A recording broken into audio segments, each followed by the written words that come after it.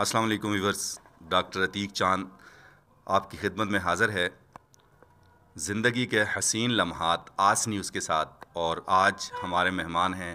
جو کسی بھی تعارف کے محتاج نہیں ہیں، جناب مولانا مومن عثمانی صاحب،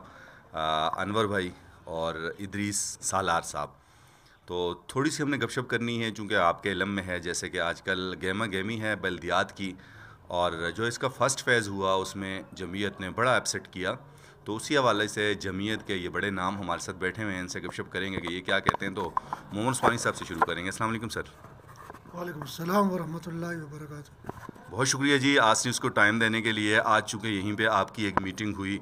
جو آپ کی اپنی جماعتی میٹنگ تھی اسی آفس میں، تو میں نے اس موقع سے فائدہ اٹھایا کہ آپ سے تھوڑی سی گپ شپ کر لوں، اور آپ کی نوازش کہ آپ نے ٹائم دیا۔ تو سر کیا کہیں گے الیکشن کے حوالے سے آپ لوگوں کی تیاریاں کس طرح ہیں؟ کیونکہ بلدیات کا جو پہلا فیز ہے اس میں تو جمعیت نے زبردست اپسیٹ کیا، تو سیکنڈ فیز میں آپ کیا اپسیٹ کرنے جا رہے ہیں، ذرا تفصیل سے بتائیے گا۔ شکریہ آپ کا کہ آپ نے ہماری آواز کو لوگوں تک پہنچانے کا بیڑا اٹھایا ہوا ہے۔ جمعیت علماء اسلام، جیسا کہ آپ کو معلوم ہے کہ فیز 1 میں پورے صوبے کے اندر جمعیت علماء اسلام نے میدان مارا ہے اور صوبے کی حکمران جماعت کو شکست دی ہے، جن کا دعویٰ تھا کہ ہم اگلا الیکشن بھی جیتیں گے،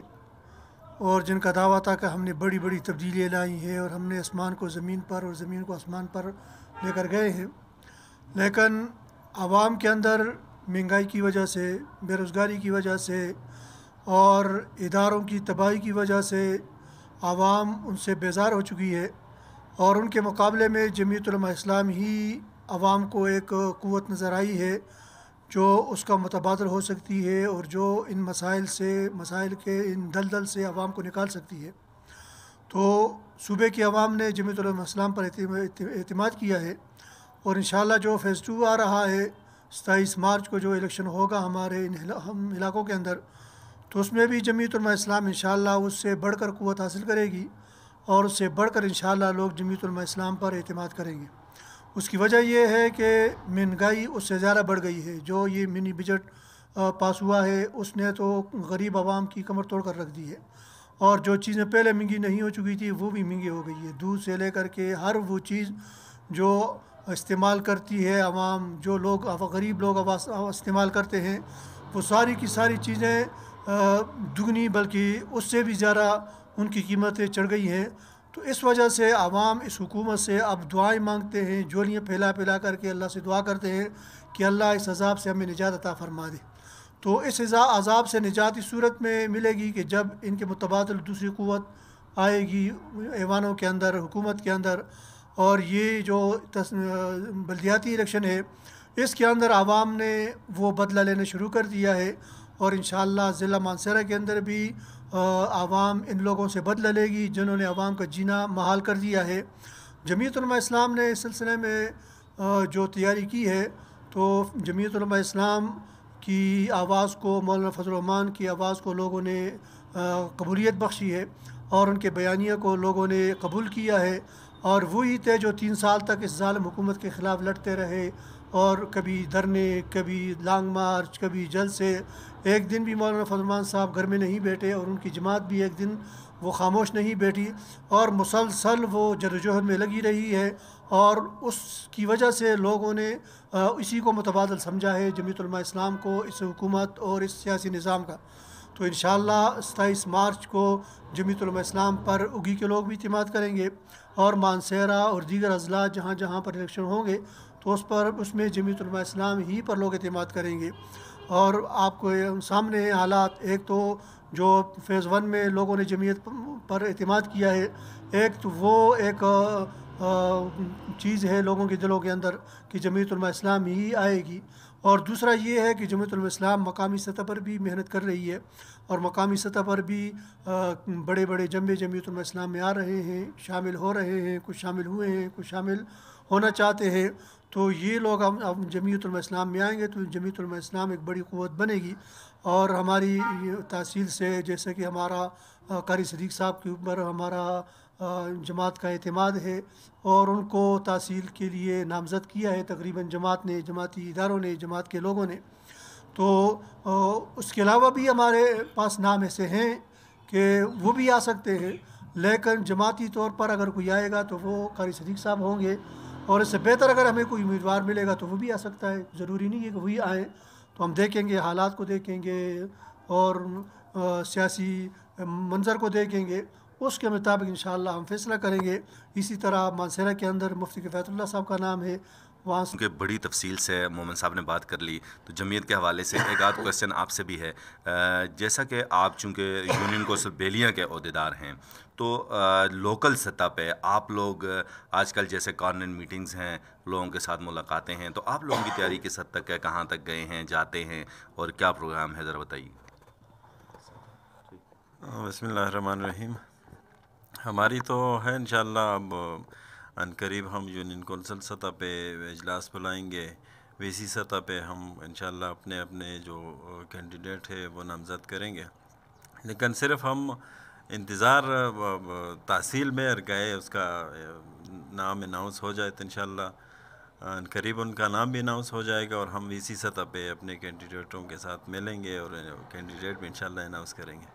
اچھا، یہ تو اپنی جگہ ہے جمعیت کے ساتھ، چونکہ آپ ماشاءاللہ میں ہمیشہ کہا کرتا ہوں کہ بڑے کم گو سے اور اپنے آپ کو بہت میڈیا سے اسپیشلی پیچھے رکھنے والے ہیں۔ آپ چونکہ ایوان تجارت کے جنرل سیکرٹری ہیں اور ماشاءاللہ بڑی خدمات ہیں آپ لوگوں کی ٹیم جب سے آئی ہے، ہر معاملے پہ آپ کی نظر ہے، اور آج کل کے حوالے سے برننگ ایشو ہیں ایک دو، جس حوالے سے میں آپ سے بات ضرور کرنا چاہوں گا کہ ریڈیو کا جو معاملہ ہے، جیسے 2 دن پہلے شاید جب ریلی تھی، مولانا عبید الرحمن حیدری صاحب نے بھی ریڈیو کے حوالے سے بڑی لمبی تقریر کی اور کہا کہ جی یہ کچھ معاملات ایسے ہیں جانبداری کے، اور اس کے ساتھ ساتھ جو آپ کے اپوزیشن ہیں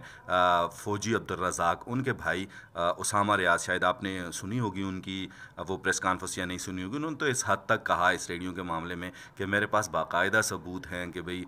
ٹی ایم اے والے بتھا لیتے ہیں، اور اگر کوئی کہے تو میں ثبوت پیش بھی کروں گا۔ تو اس بارے میں آپ کیا کہتے ہیں؟ یہ ریڈیو کا جو ایشو ہے یہ ہمیشہ ہے، اور آپ کا اپنا نظریہ اس بارے میں کیا ہے؟ اس میں یہ ہے ڈاکٹر صاحب کہ اگر اسامہ ریاض نے ایک اپوزیشن کا کردار ادا کیا ہے تو میں سمجھتا ہوں وہ ٹھیک ہے۔ اپوزیشن جہاں بھی اپوزیشن اگر کام کرنا چاہے تو اپوزیشن میں رہ کے اقتدار سے بڑے کام لیے جاتے ہیں، تو اگر اس نے اپوزیشن کا کردار ادا کیا ہے، وہ پریس کانفرنس کی ہے کہ ریڈیو کے لیے جو انہوں نے آواز اٹھائی ہے، یا ٹی ایم اے کے خلاف ان کے پاس کوئی شواہد ہیں، ثبوت ہیں، ہم تو چاہتے ہیں کہ اس طرح اگر ٹی ایم اے کے خلاف کسی کے پاس ثبوت ہوں، ہمارے پاس کوئی ٹھوس ثبوت آج تک نہیں ہے، میں خود اس میں بڑی اسٹرگل کی ہے کہ میرے پاس کوئی ثبوت آ جائے۔ اگر ان کے پاس ہیں تو میں انہیں اس میڈیا آپ کی آس نیوز کی توسط سے انہیں یہ دعوت دیتا ہوں کہ وہ آئیں ہمارے ساتھ بیٹھیں۔ اگر ان کے پاس کوئی ٹھوس ثبوت ہیں تو انشاءاللہ ہم اس پہ کام کریں گے، اور جہاں تک انہوں نے کہا کہ جی ریڈیو اور ٹی ایم اے واقعی ہے کہ انہوں نے بڑی زبردست بات کی ہے کہ ٹی ایم اے ٹیکس لیتی ہے، تو یہ ٹی ایم اے کی ذمہ داری بنتی ہے کہ ان کے لیے کوئی جگہ پرووائڈ کی جائے۔ جس طرح اس دن میں نے بھی 1-2 ریڈی بانوں سے بات کی، انہوں نے کہا جی ہمیں وہ جگہ دیں تو ہم جائیں گے، تو یہ میں سمجھتا ہوں کہ ٹی ایم اے کی غفلت ہے، ٹی ایم اے واقعی ہماری سوگی میں بڑی زیادتی کر رہی ہے کہ ان کے لیے کوئی جگہ پرووائڈ نہ کرنا، یہ ٹی ایم اے کی نااہلی ہے۔ اور پھر روز آئے روز یہ حادثات بھی آتے ہیں، اور پھر ریڈی بان بھی، وہ بھی ہمارے بھائی ہیں۔ ہر آدمی صبح اگر بازار آتا ہے تو اپنے بچوں کے لیے روٹی رزق کا معاملہ ہوتا ہے، تو وہ آ کے ریڑیاں لگاتے ہیں۔ چلو کچھ ہیں غفلت والے بھی ہیں، غلطی بھی کرتے ہیں، مین روڈ پہ درمیان میں سینٹر میں آ کے ریڑیاں اگر لگاتے ہیں تو وہ ممنوع ہے، لیکن ٹی ایم اے بڑی غفلت کر رہا ہے اس وقت، تو ٹی ایم اے کو چاہیے کہ وہ ان کے لیے کوئی جگہ پرووائڈ کرے۔ تو جب تک جگہ نہیں ہے تو پھر ان کے ساتھ